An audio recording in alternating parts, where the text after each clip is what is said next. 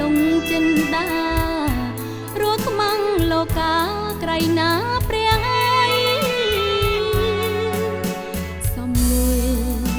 លេងការប្រហាចិត្តខ្ញុំចង់ស្រែកត្រហោយំប្រាំថាទុកខ្ញុំទងរឿងស្នេហា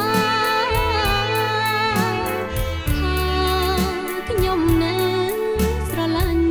បងអូនគេងសោកាឥឡូវប្រែជា